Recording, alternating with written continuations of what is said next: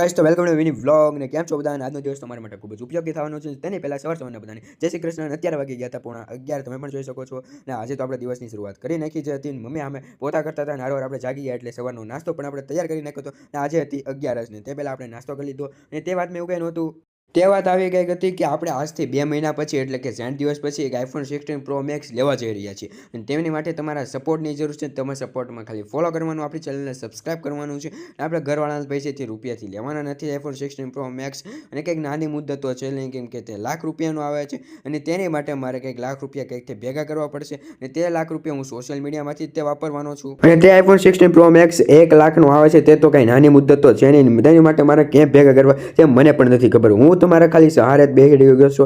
અત્યારે આપણી ચેનલને ફોલો કરી નાખો, સબસ્ક્રાઇબ કરી નાખો. આપણી ચેનલને બાયોમાં લિંક દીધેલી છે. જો તમે યુટ્યુબમાંથી જોતા હોય તો આપણી ચેનલને યુટ્યુબમાંથી સબસ્ક્રાઇબ કરી નાખજો અને આજથી તો આપણી ચેનલની જર્ની શરૂ થાય છે અને આજથી હું ડેલી મિની વ્લોગ બનાવવાનું હું એક ચેલેન્જ લઉં છું 2 મહિના સુધીનો. તો અત્યારે આપણી ચેનલને ફોલો કરી નાખો.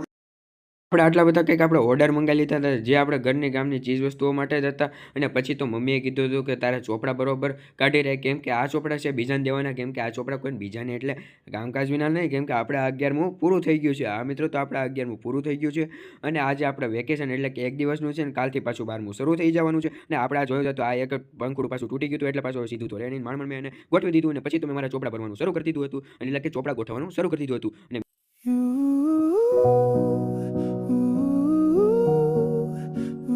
પછી તો મમ્મી આઈસ્ક્રીમ અહીંયા બનાવવાનું શરૂ કરી દીધું હતું. તમે પણ જોઈ શકો છો અને આઈસ્ક્રીમનું મશીન હતું. માંડીને વાત કરું તો આ તો આઈસ્ક્રીમનું machine like 1 2 3 I'll be there and I know when I need it I can count on you like for પછી તો બધા આઈસ્ક્રીમના બોક્સ તૈયાર થઈ ગયા હતા અને પછી તો આપણે થોડોક સિનેમેટિક વિડીયો લઈ લીધો હતો.